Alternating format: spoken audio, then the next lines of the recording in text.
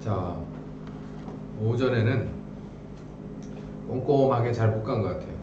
어쨌든 또 진도는 나갈 겁니다. 그러니까 잘 본문을 읽어보셔서 들으시고 여기 제가 PPT를 이렇게 해놓은 거를 잘 보셨다가 잘 찾아서 연결해 보시면 제가 말씀드리는 맥락을 잘 알 수가 있을 거예요. 자, 지난 시간에 이제 모세 엄마의 믿음이 있었다. 그리고 모세 본인의 믿음이 있었다.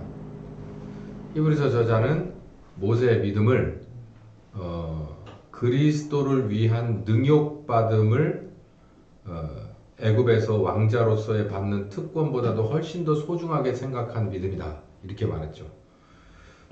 그래서 이제 그 얘기를 좀 하고, 그리고 산파들, 하나님을 더 경외하고 두려워해서 세상의 임금의 명령을 거스릴 수 있었다.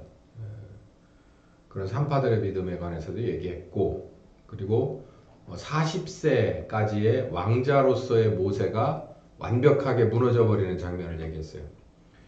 그러니까 하나님은 당신의 일꾼을요 만들어서 써요. 만들어서. 그러니까 이게 그냥 이게 만들어져 있는 걸 데려다가 써먹지를 않고 하나님은 만들어서 쓰십니다. 그러니까 요 얘기에 대해서는 앞으로도 언젠가 또 주제가 되게 되면 요 얘기를 많이 할 건데요. 모세를 봐도 그래요. 모세가 웬만큼 지가 지절로 됐을 때, 그리고 야곱과 에서도 보면 지가 지절로 능력을 갖춰요. 세상에서 제대로 서서 살만한 능력을 갖추어진 거를 하나님 데려다 쓰질 않아요. 웬만큼 갖추어진 것도 다 때려부시고 밑에서부터 다시 키워가지고 씁니다. 그 얘기는 뭐냐면 우리가 아무리 세상에서 갖춰야 될 걸 다 갖춰도 거기다 약간만 뭔가를 투자를 해서 고치면 쓸 수 있을 만한 그런 종류가 아니라는 거예요. 그래서 하나님의 것은 하나님이 선택해서 하나님이 손수 다 만들어서 하나님이 쓰신다라는 것을 우리 잊어버리면 안 돼요. 그래서 그 모세 40세 때까지의 모세를 얘기를 했고, 그리고 이제 하나님이 다시 부르셔서 이제 모세를 이제 쓰시려고 하는데, 모세는 이제 지나친 겸손은 교만이거든요. 그러니까 지나친 겸손으로 있을 때 하나님이 강력하게 모세를 이렇게 쓰시고 세워 나가는 것을 이제 시작되는 것까지를 지난 시간에 했죠. 이번 시간에는 이제 중심은 애굽의 10가지 재앙에 있는 게 아니고 10번째 재앙인 그 장자 살상 재앙에서 6월절에 관한 얘기를 오늘 할 겁니다. 그리고 다음 주에는 이제 그 계명 10개의 계명과 그리고 출애굽기에 나오는 율례에 대해서 제가 특강을 할 거예요. 그거를 반드시 하지 않으면, 그 세부적인 걸 보지 않으면 이 모세를 얘기할 수가 없겠더라고요. 그래서 제가 이제 거기서 한 챕터를 이제 떼서 거길 집중적으로 공부를 하고 그 다음 스토리로 넘어갈 거예요. 자, 오늘 열심히 이제 스토리를 더 달려가는데, 이제 모세가 출애굽기 5장부터는 바로 앞에 이제 본격적으로 섭니다. 그래서 이 이집트 왕자 이야기, 뭐 모세 이야기 등등 한 거 뭐 유튜브에 많이 나와 돌아다니니까 그런 걸 보시면 이 스토리의 대략은 알 수가 있어요.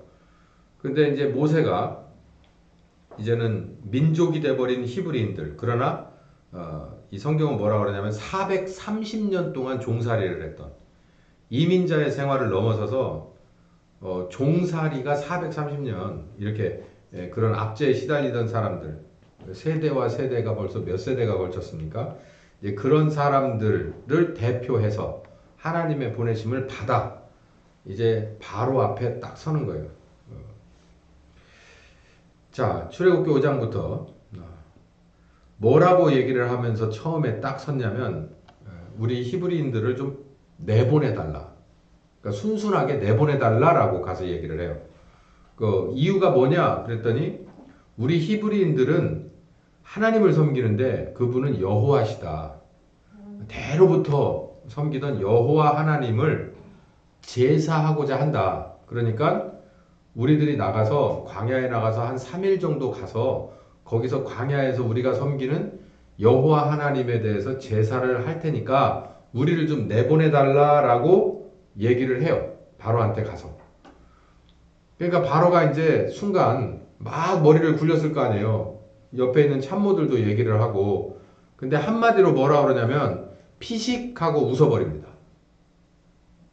그냥 피식하고 웃어 넘겨요. 그러면서 뭐라고 말하냐면 안 돼. 이렇게 얘기를 해요. 요즘 애들 표현으로 안 돼. 자, 그리고 잠깐만. 그러면서 모세를 불러 세워놓고 공사감독한테 그럽니다. 자들이 편해서 헛소리가 나오는 것 같은데 좀 일을 좀 세게 주지. 그러면서 얘기를 해요. 진흙도 이제는 이 밀집도 니네들이 다 가서 낫으로 벼다가 강변에 가서 벼다가 이 진흙을 만들어서 벽돌까지 굽는데 하루의 생산량은 똑같이. 그러니까 노동은 2배가 더 늘어난 거죠. 진흙만 비벼가지고 벽돌을 찍으면 됐는데 이제는 그 안에 들어가야 될 밀집도 다 가서 한 절반은 가서 밀집을 비고 한 절반은 또 그러니 생산량은 똑같으니까. 그래서 이제 히브리 그 대표들이 와서 바로한테 이제 정중하게 그럽니다. 이거는 너무 불공평하다. 우리 정말 열심히 아침부터 밤에까지 일을 해도 벽돌 요거 만드는데 힘들었는데 밀집까지 우리가 가서 구해다가 이걸 하라니 말이 되냐. 이거는 상식에 어긋난다라고 얘기하니까는 아니야. 그러고서 시키면 시키는 대로 해. 안 되면 마구 두들겨 패. 이렇게 해버리는 거예요. 그러니까 이걸 전체적으로 이렇게 큰 그림을 보면 뭐라 그러냐면 택도 없는 소리 하지 마소. 이렇게 딱 해버린 거예요. 모세가 가서 정확하게 그 얘기를 했을 때 바로가 딱 들어줬으면 되거든요. 근데 참 신기한 게 뭐냐면 제가 이걸 전체적으로 이제 자세히를 읽어봤거든요. 모세는 항상요. 하나님이 원하시는 최소한의 것을 바로에게 요구를 해요. 근데 이 바로는 그걸 아주 쉽게 거절을 해요. 그냥 이렇게 타협도 없고 뭣도 없고 그냥 헉 밀어제끼는 이런 것만 해요. 그래서 점점점 이 성경은 뭐라 그러냐면 마음이 강팍해졌다라는 그 어휘를 계속 씁니다. 그래서 바로가 계속 마음이 강팍해지고 또 강팍해지고 또 강팍해져서 하나님이 원하는 것을 들어주질 않아요. 그러니까 이건 히브리와 애굽의 싸움이 아니라 바로와 이 하나님의 싸움이 돼버린 거예요. 근데 이제 중간에 이제 문제가 발생된 게 여기 나오듯이 백성들이 고생을 좀 합니다. 그래서 오늘 이 오후에 드릴 말씀의 그 큰 초점은 어디냐면 지금도 마찬가지예요. 영적인 구도가 우리하고 사탄하고의 싸움이 아니에요. 우리하고 사탄하고 직접 대서 싸워가지고 우리가 아무리 거듭났다고 해도 우리가 어떻게 이깁니까? 못 이기거든요. 어떻게 영물을 우리가 이겨요? 이길 수가 없는 구조예요. 영적인 구조가. 그런데 여기 이 출애굽기를 읽어보니까 이건 구약시대임에도 불구하고 누구와 누구와의 싸움이냐면 신들의 전쟁인 거예요. 이쪽은 히브리 대표인 물론 모세가 앞장서서 말을 하고 듣기도 하고 뭐 쓰기도 하고 했겠지만 여호와 하나님과 내 백성을 보내라 라고 하는 여호와 하나님과 절대로 못 보내지 라고 하는 바로 이집트의 신과의 싸움인 거예요. 그 대결이에요. 근데 여기에서 하나님이 되게 신경 쓰이는 게 뭐냐면 바로나 그런 이집트의 백성들이 다치고 말고 하는 건 하나님의 이 머릿속에는 없어요. 아주 무차별적으로 공격을 하고 나중에는 장자도 그냥 싹 쓸어버리는데 전혀 주저함이 없거든요. 왜냐하면 내 백성을 끌어내는데 걸림돌은 다 제거해버리겠어 라고 하는 게 하나님의 입장이에요. 근데 문제는 자기가 구해내야 될 백성들이 안 다치기를 원하는 거예요. 근데 문제는 이 백성들이 하나님의 마음을 몰라줘요. 그래서 어떤 일이 벌어졌냐면 여기서 이제 첫 번째 가서 우리 내보내다고 이제 모세가 정중하게 얘기를 하니까 바로가 아니야. 그 니네 밀집도 니네가 알아서 셀프로 걷어다가 해. 그냥 목표랑은 똑같아. 안 되면 마구 두들겨 패. 이렇게 얘기하니까는 백성들이 이제 기가 질려가지고 기가 질려서 뭐라 그러냐면 모세한테 가가지고서 얘기를 합니다. 야, 차라리 우리를 건져달라고 그랬지. 우리를 이렇게 강제 노역에서 이렇게 2배나 더 센 노동으로 우리가 차라리 출애굽이 아니라 여기서 죽게 생겼다. 이러다가 일에 치여 죽게 생겼어. 이러고서 막 불평을 늘어놓습니다. 그러니까 모세는 양쪽에서 시달리는 거예요. 이 바로에게도 시달리지만 자기가 끌고 가야 하는 자기 백성에게도 시달려요. 근데 사실은 모세 배후에 있는 하나님이 시달리는 거죠. 근데 이 불평이 여기서부터 시작된 게 어디까지 가냐면 광야 40년 내내 갑니다. 그러니까 우리들의 모습인 거죠. 하나님과 사탄과의 싸움에 우리가 중간에 끼는데, 중간에 낀다기보단 정확하게 표현하면 하나님의 등 뒤에 숨으면 돼요. 그래서 따라가면 되는데, 이제 이 하나님과 이 사탄과의 이 싸움 속에서 우리가 뭐 고래 싸움에 새우등 터진다고 우리가 두렵고 떨리니까 그래요. 우리가 오전에 기도했잖아요.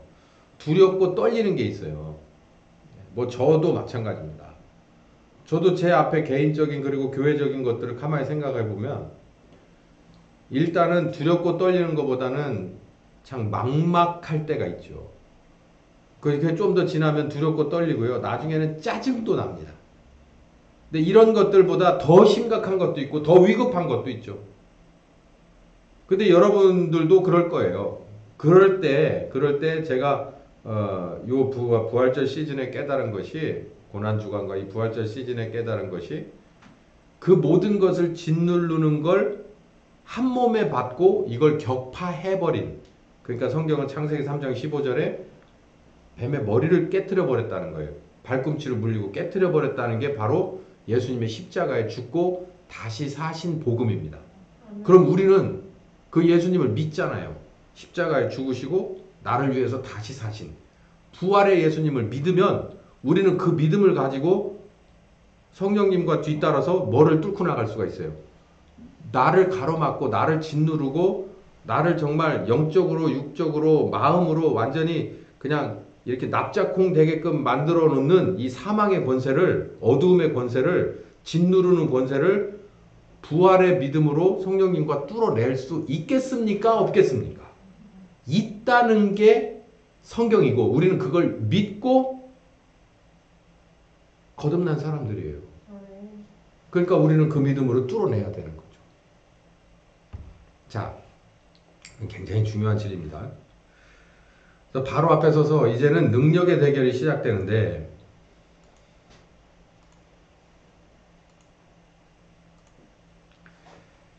이제 하나님과 이 바로와의 능력의 대결이 시작합니다. 7장에 일단 뭐부터 시작하냐면 지팡이가 뱀이 되는 것부터 시작을 해요. 이건 이제 재앙은 아닌데 지팡이를 탁 던졌더니 지팡이가 뱀으로 변해. 그러니까 애굽에 있는 술객들, 그러니까는 잔재주 부리는 것들이 와서 똑같이 따라. 여기 2번부터는 이제 재앙이에요. 그 피로 물드는, 강이 피로 물드는 그런 재앙 따라서 하고요. 그리고 개구리가 막 창궐하는 거 이것도 따라서 합니다. 그 다음에는 티끌. 여기서부터는 이제 못 따라서 해요. 그러면서 뭐라고 말하냐면 술객들이, 왕이요, 이거는 저 히브리인의 하나님이 하는 재앙이 맞습니다. 그러니 잘 참고하십시오 라고 얘기를 하는데, 그 얘기를 듣자마자 더 강하게 마음이 굳어져서 그 하나님 앞에 정면으로 더 대응하기 시작해요. 바로가. 그러다가 티끌이 지나서, 티끌이 뭐가 되냐면 이제 몸에 붙어서 이렇게 이 피부병을 주는 거거든요. 파리떼가 붙어서 그 다음에 가축들이 질병이 일어나서 가축들이 많이 죽습니다. 근데 여기 제가 가로치고 이렇게 써놨잖아요. 이 질병들이 오거나, 그러니까 사람이나 가축에게 질병들이 올 때 신기하게도 고센 지역의 중심으로 살던 히브리인들은 제외예요. 그리고 애굽에 있는 사람들, 애굽 원래 원족들만 그렇게 돼요. 그러니 가만히 생각을 해보세요.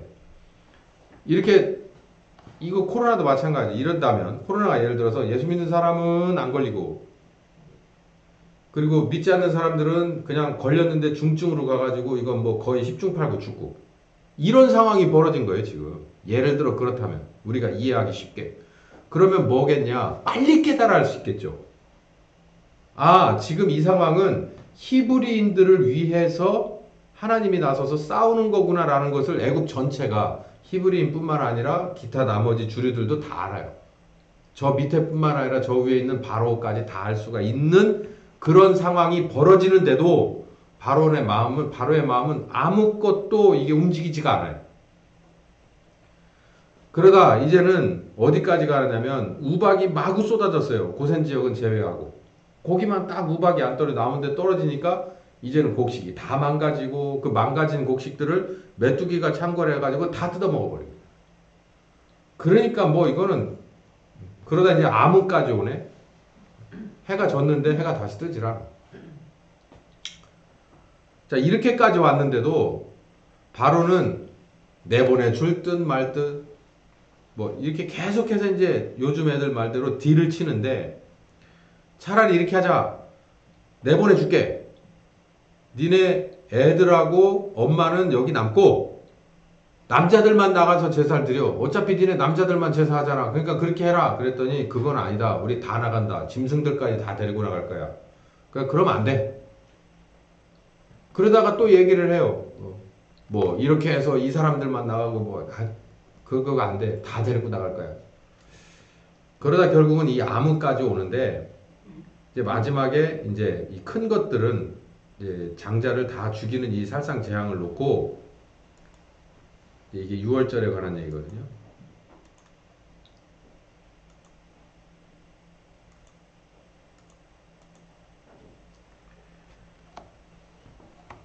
이제 이스라엘에 있는 사람들을 이스라엘 민족들을 이 6월절 재앙으로부터 그러니까 장자살상 재앙으로부터 건져내고자 미리 공지를 해주고 모세를 통해서 공지를 해주고 공지를 혹시 들었을지도 모르는 나머지 그러나 이제 그대로 하지 않은 나머지 사람들은 이제 그 장자살상의 재앙을 다 당합니다. 그래서 집집마다 모두 최소한 한 명 이상은 많으면 2명, 3명씩 이제 죽음을 맞게 되죠. 그러니까 이제 바로가 무조건 떠나라고 그래요. 무조건. 그러니까 완전히 항복을 한 거예요. 무조건 항복. 그래서 이 밤 안으로 니네 다 떠나라. 그래서 이제 그러면 떠나겠습니다. 우리 다 준비됐거든요. 그리고서 이제 나오면서 우리 밀린 임금을 좀 달라. 그랬더니 그 백성들이 그래? 니네 돈이 필요하냐? 그러면 내 것 전부 다 줄게. 그러고서 자기들이 가졌던 은금 패물을 뭐 돈이라는 게 뭐 필요해요? 그 사람들 그걸 갖고 나가야 되니까 우리 밀린 세경 주쇼. 그래가지고 400년 종살이 한 것을 다 받아가지고 나갑니다.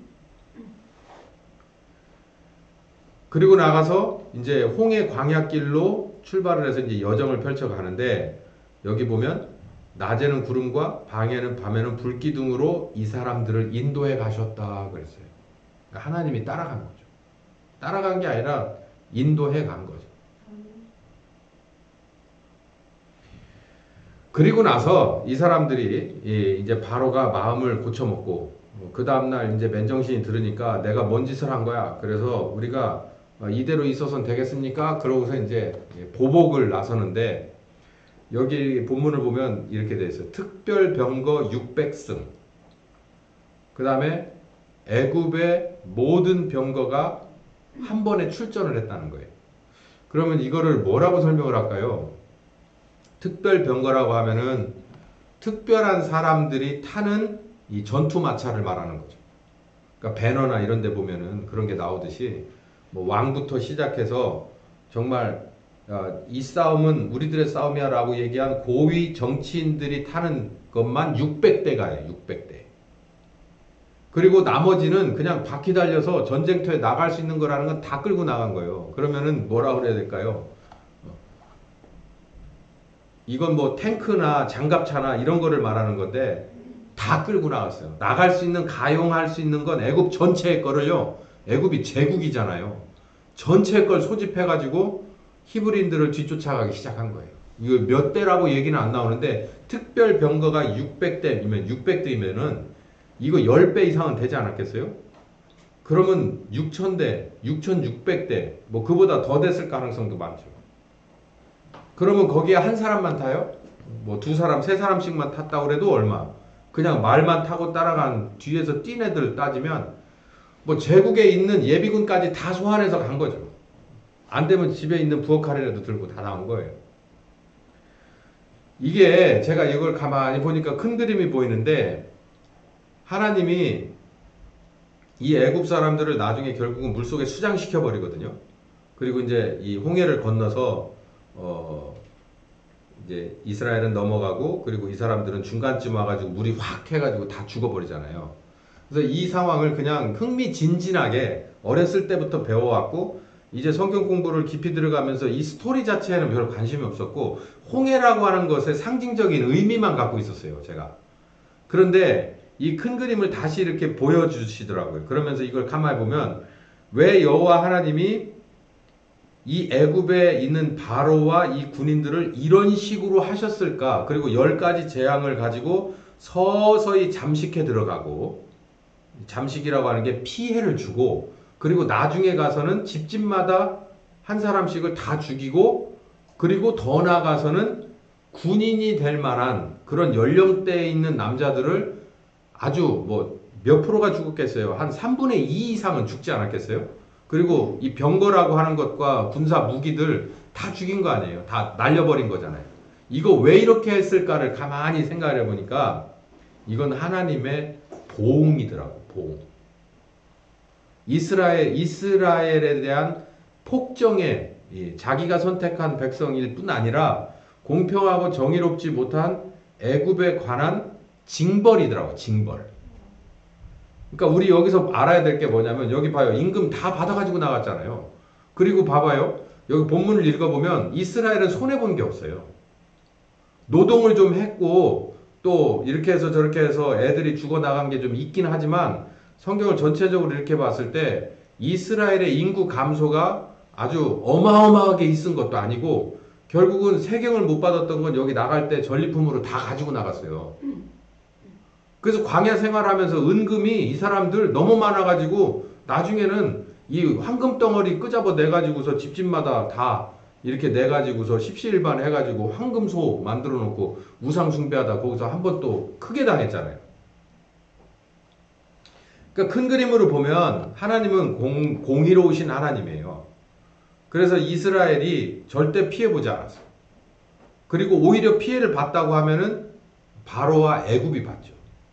실질적인 큰 피해를. 이 하나님은 절대로 공짜가 없고요. 잘잘못 간에 반드시 선을 그으시는 하나님이다라는 것을 알 수가 있습니다. 그 이스라엘 백성들이 이제 이 병거가 막 이렇게 몇천 대 이상이 막 뒤에 따라 붙었다고 하니까 이제 동요했죠. 우리 왜 여기까지 끌어내서 광야에서 매장을 하려고 이러는 거냐 막 이렇게 막 또 뭐라 하니까 하나님이 모세 지팡이를 통해서 홍해를 열고 백성들은 건너가고 애굽 병사들은 건너오는 중에 그냥 물이 덮쳐서 수장돼 버리죠.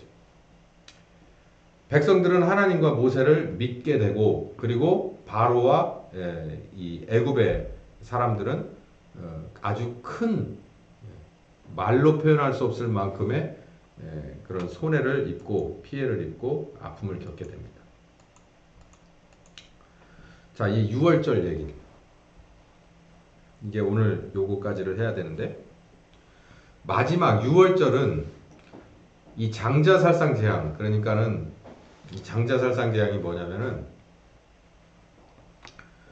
큰아들을 사람으로 치면 큰아들 짐승으로 치면 처음 난 수컷을 모두 죽이는 거예요.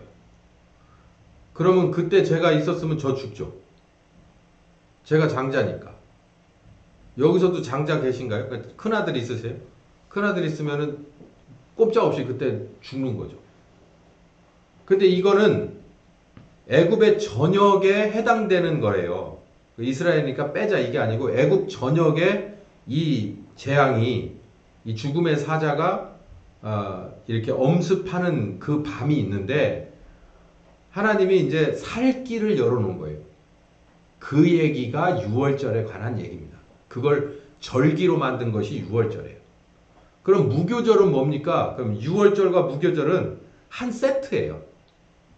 그러니까 이게 정확하게 말하면은 8일을 이 6월절과 무교절은 8일인데 전체적으로는 무교절이라고 보면 돼요. 8일 동안을. 그런데 이 8일 중에서 하루가 6월절이에요. 첫날이 6월절. 무교절의 첫날 그러거든요. 예수님 그 복음서에 보면 무교절의 첫날 그렇게 해서 6월절이거든요. 6월절이 첫날 이렇게 양을 잡고 하는 이게 시작되고, 그리고 나머지 7일이 무교절입니다. 그래서 6월이라고 하는 얘기의 뜻은 영어로는 패스오버예요. 패스오버는 뛰어넘다라는 거죠. 허들을 뛰어넘다 할 때 패스오버. 6월이라고 하는 것은 이렇게 뛰어넘는다는 얘기예요. 월담 할 때 이렇게. 그래서 제가 영어로도 썼고 한자로도 썼는데 이렇게 뛰어넘는 거예요. 건너뛰다 이렇게 말하면 돼요. 건너뛰는 절기. 이게 6월절이고, 무교절은 뭐냐? 무교절은 이게 이스트가 들어가지 않은 빵이에요. 그러니까 그걸 요즘 그런 빵 있나? 우리 주의 만찬 할 때 여기 이게 먹잖아요. 그런 빵을 이게 무교병이라고 합니다. 그러니까 이스트가 들어가지 않은 빵을 한자로 무교병이라고 말을 해요.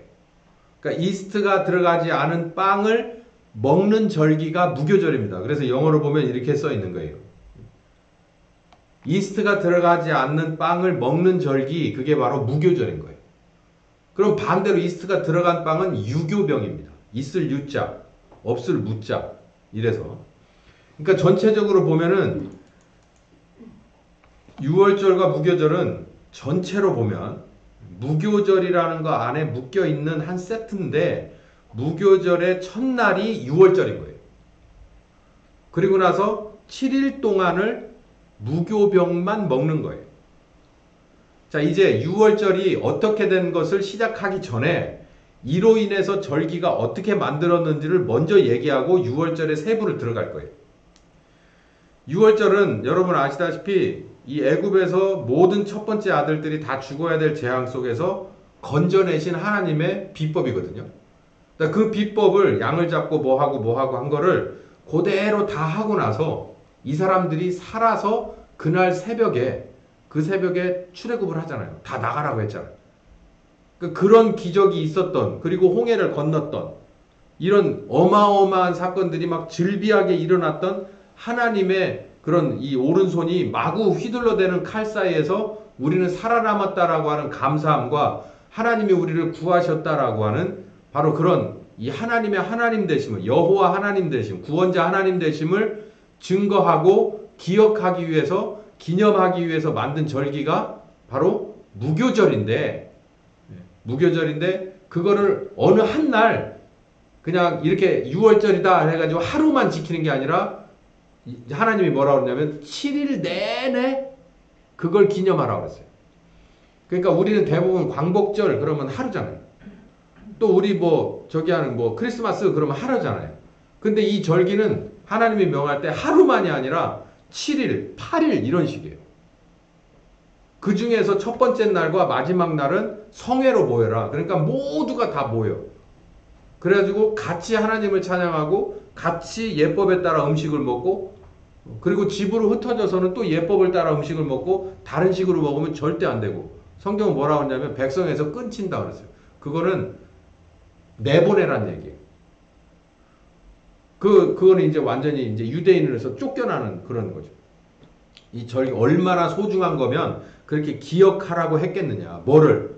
하나님이 장자살상제, 애굽에서 종됐을 때 장자살상 재앙 가운데서 우리를 건져내시고 우리를 출애굽시키셨다. 이걸 기념하는. 자, 그러면 이제 6월절 얘기를 좀 한번 해볼게요. 6월절은 출애굽기 12장에 나옵니다. 첫 번 6월절이 이렇게 시작됐어요. 애굽 땅의 장자살상 마지막 재앙을 내리기 전에 하나님이 모세와 아론을 불러서 이 재앙을 피할 수 있는 방법이 이거야 라고 해서 알려줍니다. 그래서 뭐라고 그랬냐면 1월 10일에, 그러니까 장자살상 재앙이 이번 달에 있다면 우리 지금 현재 달력으로는 지금 4월이잖아요. 4월인데 하나님이 뭐라 하냐면, 야 4월 그만하고 이번 달부터 1월이야. 바꿔.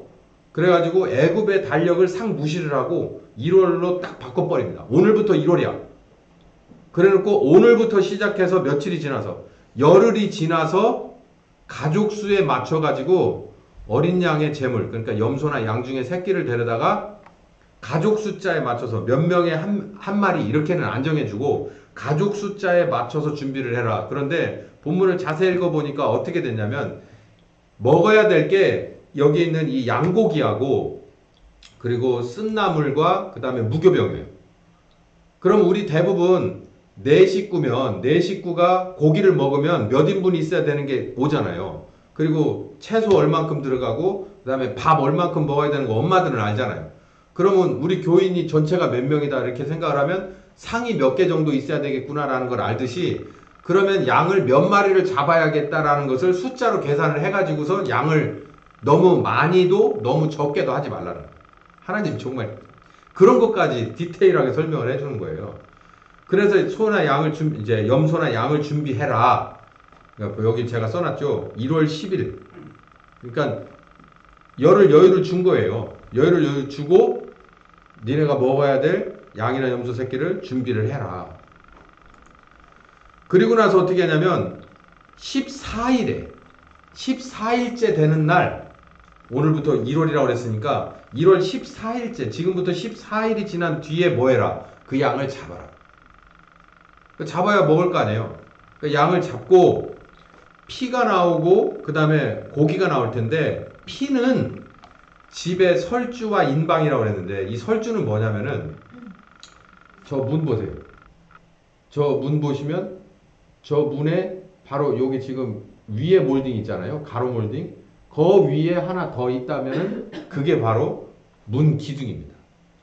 문 기둥에 이 가로 기둥에다가 그게 바로 문 설주고요. 인방은 바로 저 첫 번째 있는 몰딩을 말하는 거예요. 그러니까 기둥, 몰딩 이렇게. 근데 이거는 작은 문이지만 저 뒤에 대문이라고 생각을 하시면 이해가 확 올 거예요. 양쪽에 그 다음에 위에. 그러면 어떨까요? 만약에 피를 발랐다고 생각을 해보세요. 피를 바르는데 그냥 이렇게 조금이 아니라 영화 같은 데서는 쬐끔 돼 있잖아요. 근데 그 피를요 우슬초에 이게 우슬초라는 거는 일종의 풀비 비슷한 건데 거기에다 대고 이렇게 칠한다면은 구분이 확 갈까요? 안 갈까요? 가죠. 우리처럼 저렇게 어두운 색이 아니라 거기는 이렇게 밝은 색이었을 텐데 돌로 쌓았을 테니까. 근데 이렇게 뿌렸으면은 확 표시나죠. 멀리서 봐도 저 집은 뭐다? 피 묻은 유월절을 지키는 날이구나 라는 거. 양이 죽었구나 라는 것을 멀리서 봐도 알 수 있는 거예요. 그렇게 하기 위해서 어디에 바르고 어디에 가로로 바르고 어디에 세로로 발라라 라고 하는 걸 이렇게 구체적으로 명시를 하는 거예요. 그리고 고기가 남고 머리가 내장까지를 모두가 다 불에 구워서 삶지 말고 불에 구워서 뭐하고 같이 쓴나물과 무교병과 같이 아침이 되기 전까지 다 먹고 소화시켜라. 그러니까 초저녁 때부터 이 작업을 해야 돼. 오후부터 양을 잡아야 되고 초저녁이 되면 불 피우고 구워서 먹기 시작을 해서 12시쯤까지는 다 먹고 새벽까지는 공복이 될 만큼 모든 일이 끝나야 되는 거예요. 그리고 더 나가서 뭐라고 그랬냐면은 옷을 싹 입어라. 뭐하게? 외출. 떠날 수 있게끔 옷을 입어라.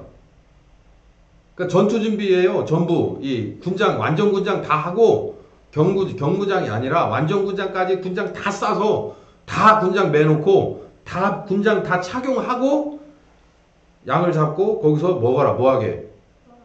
끝나면 뭐할 수 있게. 그러니까 뱃속에서도 소화를 다 시켜놓고 기다리라는 거예요. 배부르면 못 뛰니까. 이렇게 세부적으로 알려주셨더라고요. 옷을 갖추고 허리띠시, 신발, 지팡이 다 이렇게 다 들고 막 급하게 먹고 소화시키면서 시작하면 바로 튀어나가게끔 이렇게 하라는 거예요. 얼마나 바빴겠습니까? 그리고 마음속으로 불안하기도 하고 설레기도 하고 막 의심 반 뭐 이렇게 믿음 반 왔다 갔다 하고 한 이 정말 정신없는 이 밤이 그게 바로 6월절의 밤이에요. 그런데 밤이 깊어가면서 어디서부턴가 소리가 나기 시작하는데 통곡 소리가 나기 시작하는 거예요. 본문 읽어보면 그래요. 그래서 애굽 전체가 뭐 했다고 그랬어요? 통곡 소리에 휘말리게 됩니다. 근데 자기 주변을 봤더니 이 피를 바르고 준비하고 있는 우리들은 뭐 했다? 다들 무사했다. 무사한 것뿐만 아니라 뭐 했다? 뛰쳐나가요. 돈 다 얻고 그리고 출애굽하게 해방되는 바로 그날이 6월절이다. 여기서 결론이 뭐예요? 이 6월절에서 사람들이 한 건 아무것도 없어요. 사람들이 한 건 없고 하나님이 하신 거예요. 전적으로 하나님이 해서 하나님이 끄잡아낸 건데 여기에 합세를 할래 말래. 근데요 여기 보면 있죠. 이스라엘이 출애굽할 때 이스라엘 사람만 나간 게 히브리 민족만 나간 게 아니고 온갖 주변 사람들이 이 애굽 사람을 포함한 주변 잡족들이라고 표현이 되어 있는데 여러 무리들이 같이 따라 나갔다고 그랬어요. 그리고 나중엔 그 사람들을 어떻게 법률적으로 지위를 주고 어떻게 하라는 얘기가 다 나오거든요. 그러니까 상당수 같이 따라 난 거예요. 애굽 사람도 따라. 그렇지 않겠어요. 예를 들면 결혼을 했을 수도 있고 또 이렇게 사업차 이렇게 뗄 수 없는 관계일 수도 있는 이 사람들이 그 사람들은 정말로 삶과 죽음에서 히브리인들의 여호와 하나님의 말씀을 순종한 사람들은 살았고 그러니까 이 집에 들어와 있는 사람들은 살았고 그렇지 않고 밖에 나간 사람들은 죽어버린 거죠. 그래서 같이 나가게 됩니다. 이 사람들이. 우리는 그것도 굉장히 큰 의미가 있어요. 그리고 이제 무교절 이제 이 모든 사건이 첫 번째 유월절이 끝난 뒤에 절기화 됐을 때는 유월절의 어느 한 날이 포함된 무교절이라고 하는 한 세트로 묶여서 이제는 7일 동안 무교병을 먹으라는 거예요. 자, 이거는 무슨 의미가 있냐면 출애굽을 해서 사실상 이제 꽁지가 빠지라고 도망가는 위치인데 가서 럭셔리하게 무슨 뭐 빵에다가 이스트를 넣어가지고 여러분 왜 이게 무교병이 왜 무교병이냐면 빵을 만들어야 되는데 반죽을 치기 시작하면 그 반죽을 몇 시간 전에 쳐야 될까요? 엄청 일찍 쳐야 돼요. 그래야 이 반죽을 이렇게 부풀어 오르는 시간도 있고 부풀어 오르면 또 다 끝나는 게 아니에요. 그 부풀어 오른 반죽을 성형을 해서 원하는 대로 만들어서 또 놔둬야 됩니다. 부드러워질 때까지. 뭐 그런 걸 다 빼더라도 그냥 가져다 팍 구우는 떡하고는 다른 거죠. 근데 이 사람들 꽁지라 빠지라고 막 도망가고 있는 중에 어떻게 그렇게 해갖고 밥을 먹어가며 꽁지라 빠지라 도망갈 수가 있겠어요.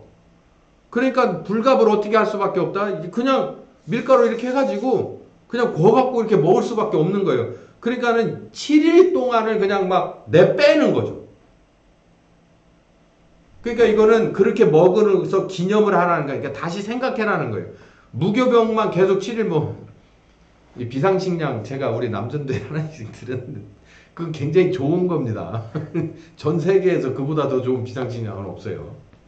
근데 비상식량도 아무리 좋아도 그거를 7일 내내 그것만 먹는다고 생각을 해보세요. 제대로 데피지도 못한 채로 뭐 그릇에 남지도 못한 채 봉지 막 이렇게 퍼먹으면서를 7일 내내 먹고 뛰어서 7일 내내를 그 봉지를 그 등에다 지고 간다. 얘네들 똑같은 얘기예요 지금. 그냥 밀가루 가져가서 옆에 물 있으면 이렇게 해가지고 불에다 얹어가지고 그냥 이렇게 해서 먹고 뛰고 또 먹고 뛰고 교대로 뭐 만들고 뛰고 7일간 자기들이 애굽에서 탈출하던 때를 기념하라는 거죠. 그걸 기억하라는 거예요. 그래서 무교절이 6월절의 첫날과 그리고 7일 내내 반죽 이 교반되지 않은 떡을 먹는 그 밤이 있는 겁니다. 제가 정리를 해봤어요. 1월 14일 밤에 6월절 양을 잡고 무교병과 쓴나물을 먹는 첫날 밤이 있고 그 다음에 15일부터 21일까지 7일 동안 오직 무교병만 먹습니다. 여기서 만약에 이스트가 들어간 빵을 먹으면 백성에게서 쫓겨나요. 백성의 그 시민권을 박탈해버려요. 자, 그리고 여기 아까 말씀드린 대로 이 무교절을 지키는 여기에 본국인은 자동적으로 들어가고 외국인은 할례 받은 사람에 한해서만 들어갈 수 있습니다. 할례는 하나님이 아브라함에게 명한 예식이죠. 하나님과 모한 언약된 증거. 내가 하나님의 언약을 받아들여서 약속을 걸었다, 약속했다라고 하는 증거를 할례로서 표현을 하는 건데 이거는 이제 다음에 지나가면 선택받은 민족, 아브라함의 민족을 의미하는 거죠. 그래서 여기서 할례를 받았다라고 하는 것은 이스라엘의 민족이다라고 하는 것을 의미합니다. 그래서 외국인이지만 나는 밖에 사람이지만 결국은 히브리인이 되고 싶다. 하나님과 약속된 사람이 되고 싶다. 그랬을 때는 할례를 받고 들어와서 무교절에 들어갈 수 있게 되는 겁니다. 그러니까는 애굽에서 나올 때 할례를 받지 못하고 무교절을 거쳐서 나온 사람들도 그 다음번에 무교절에 떡을 먹고 싶으면 할례를 받고 참석할 수가 있었고, 그렇지 못한 사람들은 그냥 무교절에 절기는 의미가 없어요. 제외시켜버렸어요. 이건 다 본문에 나와 있는 얘기입니다. 유월절과 무교절의 의미는 이렇습니다. 첫 번째, 본문은 430년 애굽에서 노예로 살던 이스라엘에 여호와 하나님이 이들을 해방하고 구원해냈다라고 하는 의미가 들어있다는 거예요. 자, 보면 여호와 하나님이 430년 종살이하는 이스라엘을 구원해내겠자라고 하는 것을 아버지 하나님은 생각을 하죠. 계획을 해요. 그러면 그 계획 가운데서 정말 확실한 10번째 아주 분명한 재앙이 있어야 바로의 마음이 녹아내려 버리는데, 그 10번째 재앙에서 가장 큰 일을 한 게 뭡니까? 누굽니까? 아버지 하나님은 계획을 했죠. 그 다음에 6월절에 그 밤에 양이죠. 그게 누구를 의미해요? 아들 하나님을 의미하는 거예요. 그래서 요한복음 1장에 침례 요한이 예수님을 보고 뭐라 그래요? 세상 죄를 지고 가는 하나님의 어린 양이다라고 해요. 6월절 어린 양인 거죠. 그래서 이 6월절과 무교절의 그 의미는 여호와 하나님인 것을 증명한, 누구에게? 약속된 이스라엘 민족에게 증명한 것이다라는 거예요. 이게 바로 나는 너희의 하나님, 너희는 나의 백성이다라는 게 여기 증명이 된 것이 바로 6월절이에요. 이보다 더 확실하게 증명이 된 적이 있습니까? 없죠. 구약에서. 그러니까 6월절이라고 하는 절기를 하나님이 이제 다음 시간에 제가 이제 그 율례에 대해서 공부를 할 때 하나님이 이거를 법으로 제정을 해버려요. 1년에 3차 지켜야 될 절기가 있는데 그 중에 첫 번째가 무교절이에요. 두 번째는 이를 자손 대대 기념하고 가르치라, 율례에도 들어가 있어요. 중요하다는 얘기죠. 그러니까 이거의 원본은 어디에 있습니까? 이 6월절의 원본은 어디에 가야 있어요? 오늘 우리가 지킨 부활에 있어요. 부활에. 사망 권세를 깨고 구원하신 거잖아요. 예수님이 살아나신 것, 부활하신 것은 예수님만 살아났어 라고 끝나는 겁니까, 여러분? 아니죠. 그래서 우리가 오전에 막 기도했잖아요. 그 믿음으로 말미암아 나도 뭐하리라. 부활은 나중에 하게 돼 있어요. 잘한 사람이나 못한 사람이나 상급의 부활이나 심판의 부활이나 둘 중에 하나로 죽었던 사람들, 여러분이 지금 보고 싶은 죽은 사람들 다 보게 돼 있습니다. 심판의 부활이냐 상급의 부활이냐가 따라 다르지 부활은 다 해요. 그러니까 부활이라고 하는 게 우리가 부활하리라고 하는 건 의미가 없어요. 우린 예수 안 믿어도 부활하거든. 근데 진짜 부활의 의미는 뭐냐면 내가 부활하신 예수님을 믿음으로, 사도행전을 잘 읽어보세요. 부활하신 예수님을 믿음으로 뭐가 되는 거예요? 내가 죄로부터 뭐 한다는 거예요? 구원받는다. 죄의 권세로부터 구원받는다. 사망 권세로부터 구원받는다. 나를 짓누르고 있는, 나를 가두고 있는 생각에서부터 구원받는다. 습관에서부터 구원받는다. 중독에서부터 구원받는다. 병마로부터 구원받는다. 네.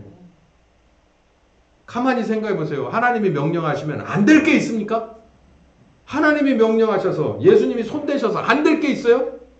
말씀하시면 다 되는 건데 가로막을 게 뭐가 있냐는 거예요. 죄 때문에 안 됐다면 우리 죄를 위해서 죽으시고 다시 살으신 부활하신 예수님, 그래서 사망 권세를 이기신, 그리고 내게 은혜를 주실 수 있을 만한 구원의 근원이 되신 그 예수님을 내가 구주로 받아들임으로 그 은혜가 내게 임하여 모든 것을 다 평정시켜 버릴 수 있는 거예요. 완전히 다 쓸어버릴 수가 있는 거예요. 그걸 내가 쓸어요? 아니죠. 그 은혜를 주시는 하나님의 은혜로 말미암은 거죠.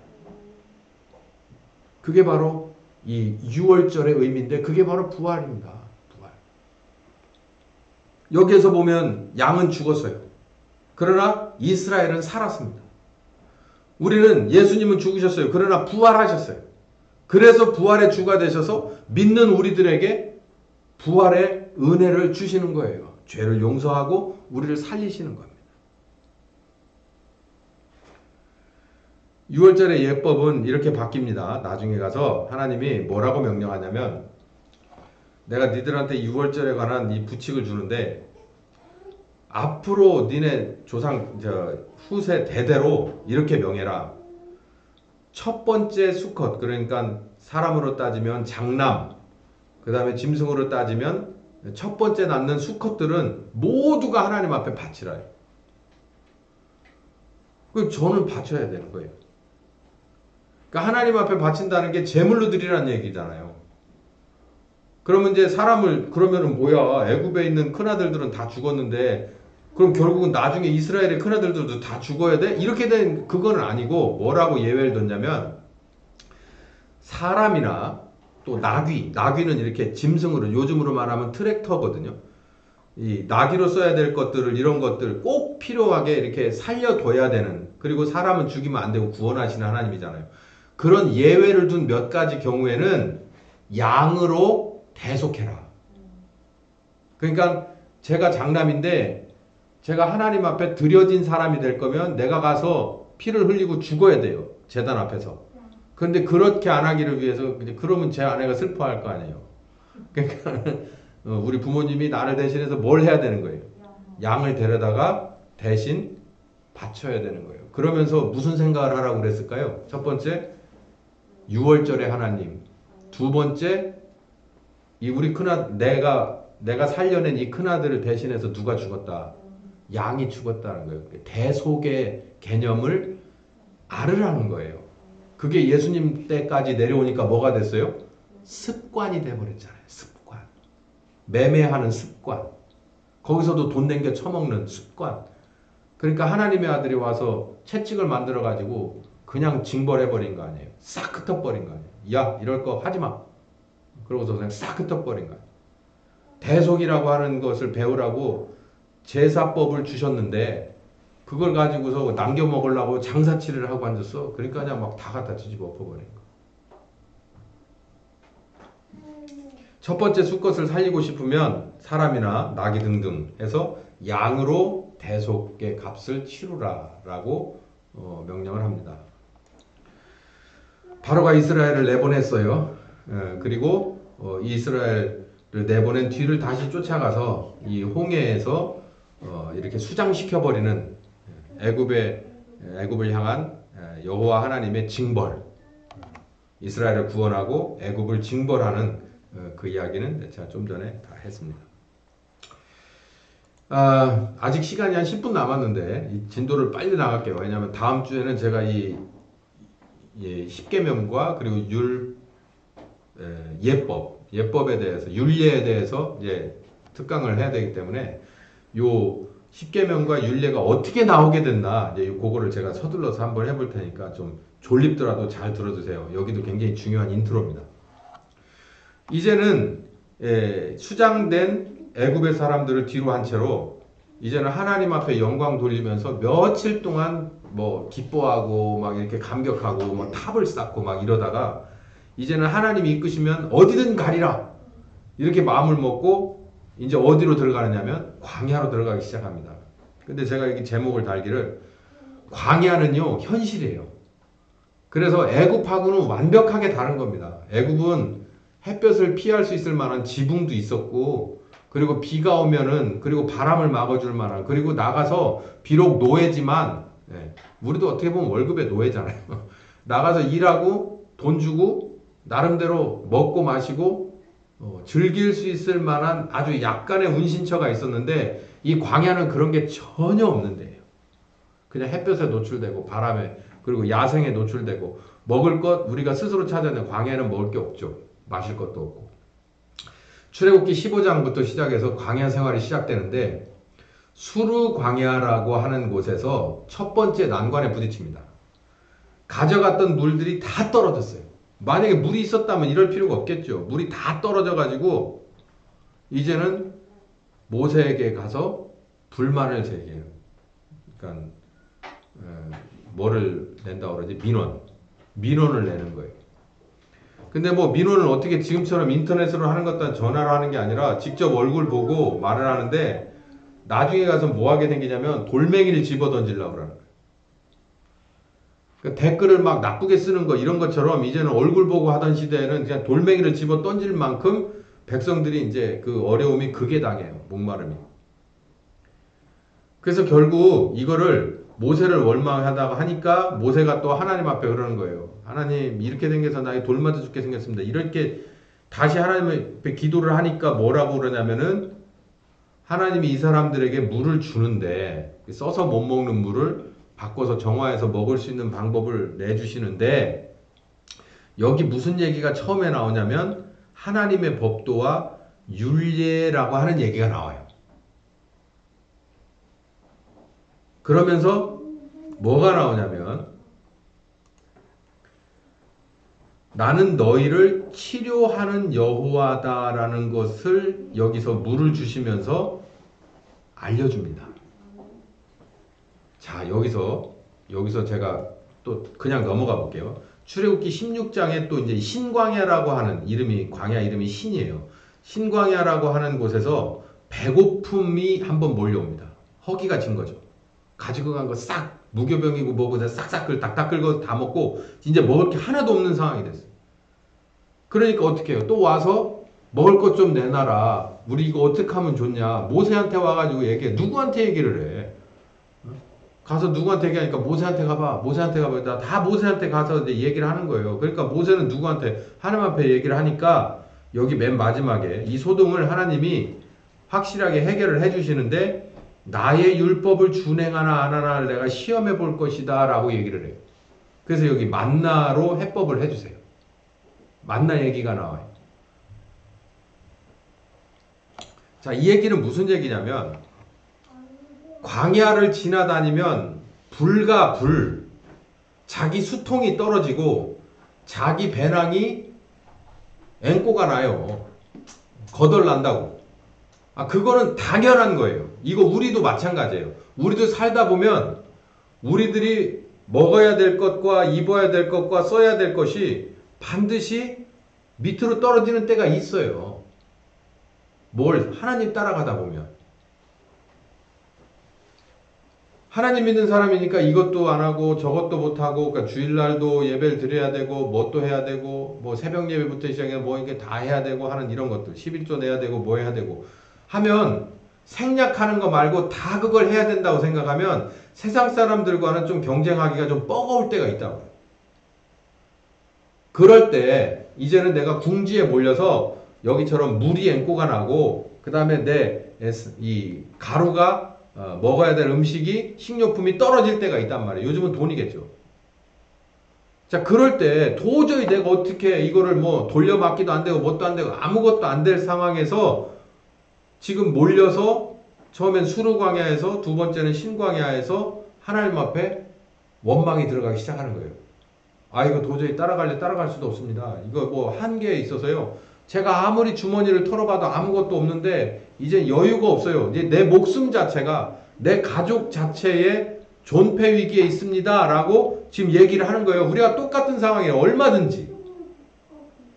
그런데 하나님은 다 해결을 해주는데 그 중간에 끼워 넣는 얘기 하나가 뭐냐면 내 율법과 내 법도와 내 율례와 이런 얘기를 해요.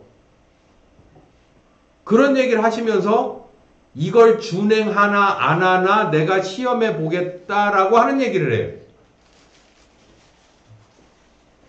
이게 무슨 얘기냐면 우선순위입니다. 여기 보면 신명기 8장 1절부터 3절에 보면 만나에 관한 얘기를 다시 한번 해요. 이 만나에 관한 얘기가 출애굽기 16장에서 나오는 만나에 관한 얘기를 신명기 8장에서 똑같은 모세가 옛날에 우리 만나 처음 먹었을 때 알지 그때를 회고하는 게 신명기 8장이에요. 그러면서 여러분 아시다시피 예수님이 첫 번째 시험이 떡의 시험인데 그 떡의 시험에 인용했던 말씀이 모세가 하는 얘기입니다. 사람이 떡으로만 사는 것이 아니고 여호와 입에서 나오는 말씀으로 사는 것을 너희로 알게 하려고 뭐 했다. 여기 보면 너를 낮추게도 하시며 줄이게도 하시며 그러다가 극한의 상황에서 니네 열조들이 못 먹었던 만나를 내려서 기적을 내려서 너희를 먹게끔 해주셨던 사건을 기억하지. 그게 어디냐면 바로 출애굽기 16장에 나오는 신광야에서의 처음 먹은 만나 사건입니다.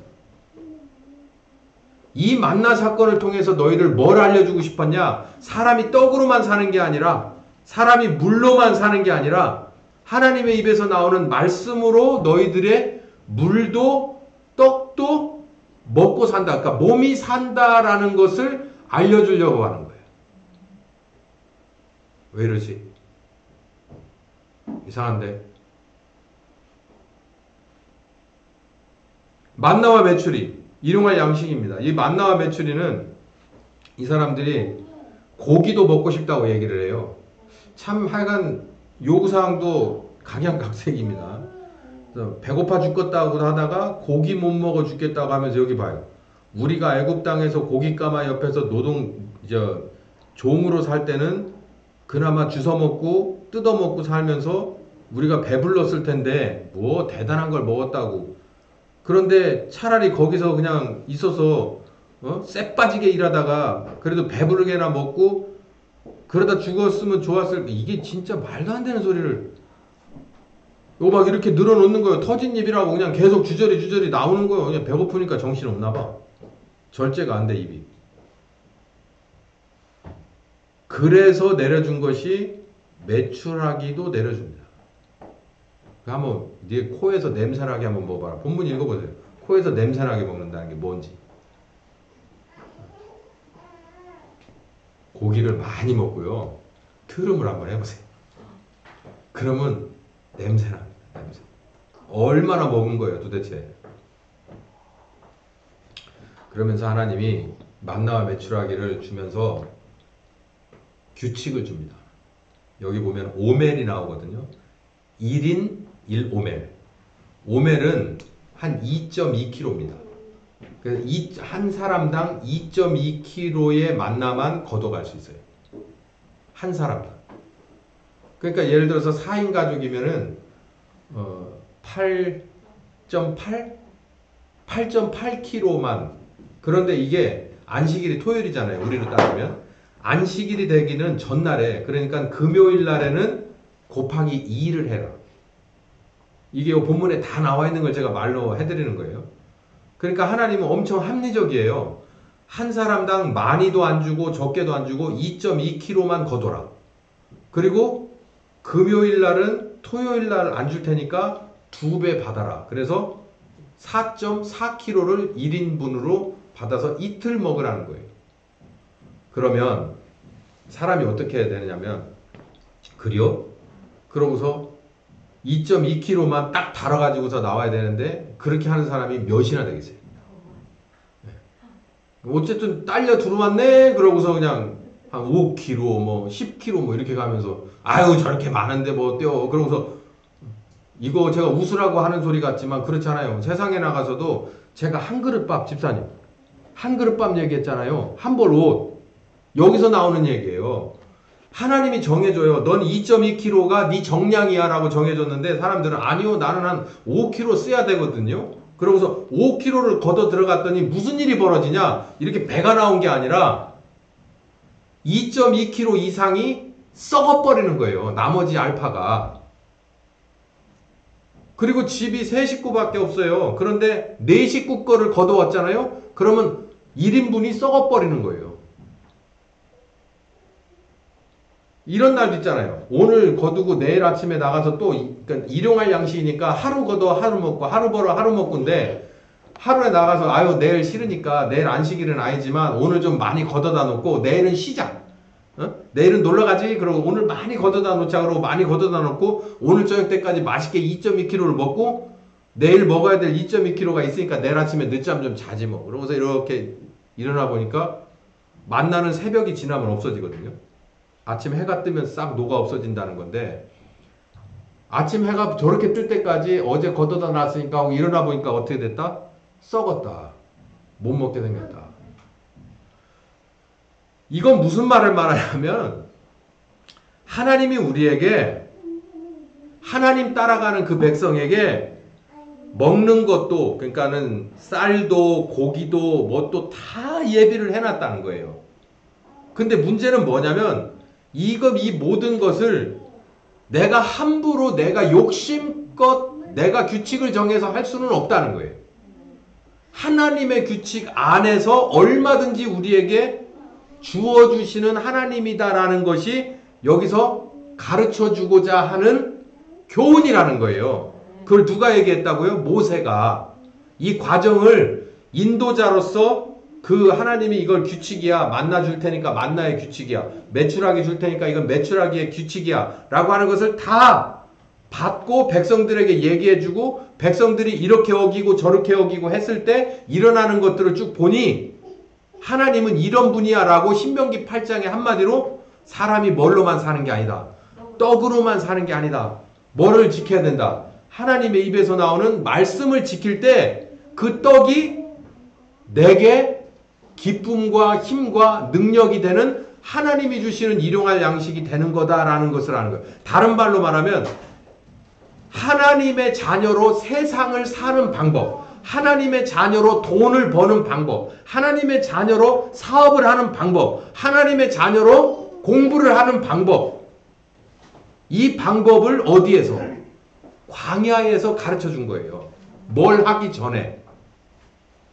십계명을 주기 전에 정확한 율법을 틀 잡아서 갖다 놓고 양자가 사인하기 전에 이걸 가르쳐 주셨다는 거예요.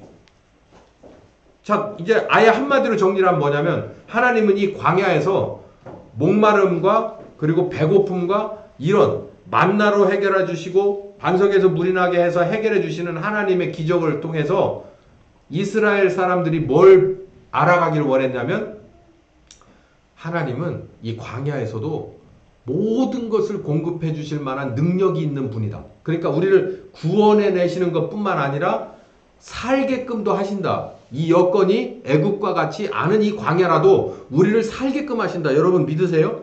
네. 여러분을 예수 안 믿는 사람에서 예수 믿는 사람으로 끄자고 땡겼어요.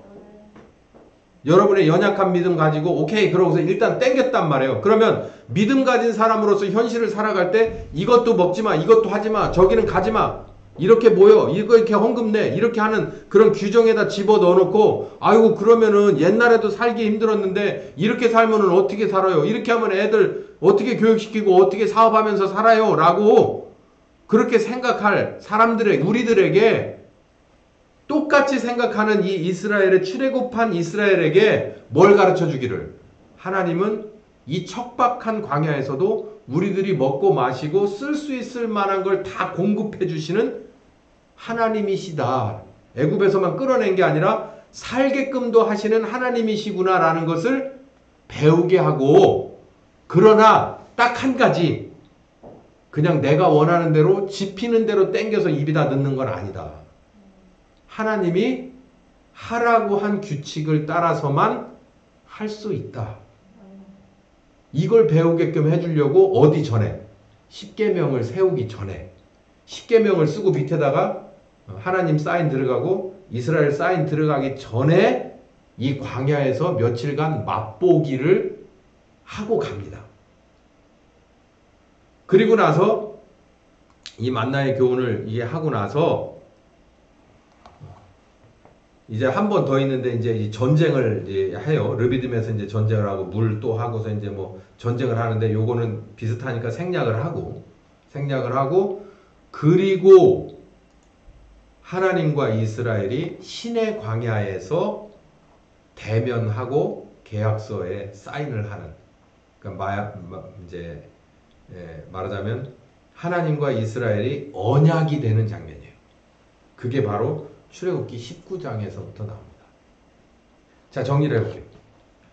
하나님은 큰 그림으로 놓고 봐봐요. 우리 창세기부터 계속 공부해봤잖아요. 큰 그림으로 놓고 보면,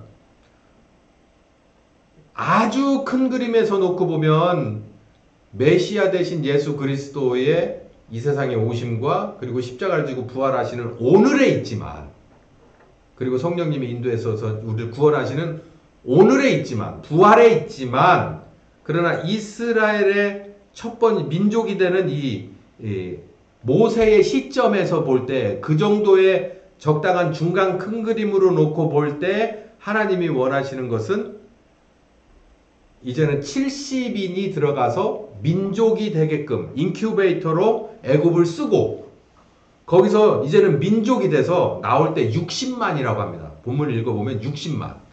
70인이 들어가서 400년 만에 60만이 됐어요. 그러면 1년에 얼만큼씩 늘어난 거예요? 수학 선생님.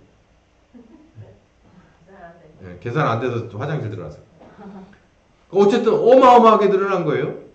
그리고 나서 영도자 모세를 세워서 광야로 끄잡아냈을 때 오합지졸이죠.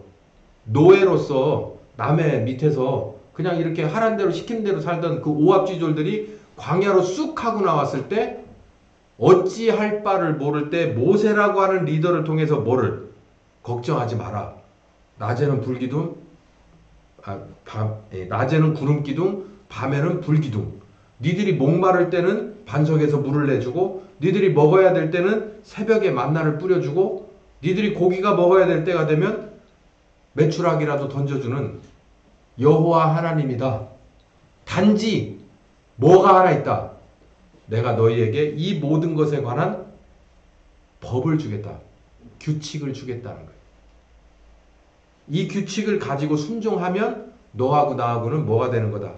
언약의 백성. 내가 너의 하나님, 구원하시는 하나님이 된다. 요거를 계약하는 장면을 그리고 내용이 어떤 내용을 가지고 계약을 했는가. 그러니까는 다음 시간에 잘 들으시면 이 십계명과 출애굽기에 나오는 율법이 율법이다 하면 원조가 출애굽기에 나오는 이 19장과 20장, 21장, 22장 여기에요. 그 개념을 여러분들이 다음 시간에 딱 알게 되면 이야 이런 게 있었구나 라고 하는 것을 아실 수가 있어요. 자, 오늘은 한 10분 정도 오버가 됐는데 여기까지 하죠. 그러니까 이스라엘이 하나님 앞에 서서 이제 하나님이 내미시는 계약서를 받아들게 되는 게 다음 시간입니다. 기도합시다. 감사하신 주님, 우리를 구원하시려고 아무것도 모르는 세상에서 허우적대던 우리를 건져내시는 것뿐만 아니라 세상에서 나온 사람들, 세상 속에서 사는 이 삶도 하나님이 책임져 주신다는 것을 우리는 출애굽한 이스라엘을 통해서 배웁니다. 우리들 이제는 거듭나서 성령님과 부활의 귀한 믿음을 가지고 살아갈 때 성령님이 가르쳐 주시는 귀한 것들로 우리는 잘 무장하고 따라가서 이 세상을 이기고 살아내는 우리가 되게 하여 주시옵소서. 예수님의 이름으로 기도했습니다. 아멘. 자, 오늘 여기까지 하도록 하겠습니다.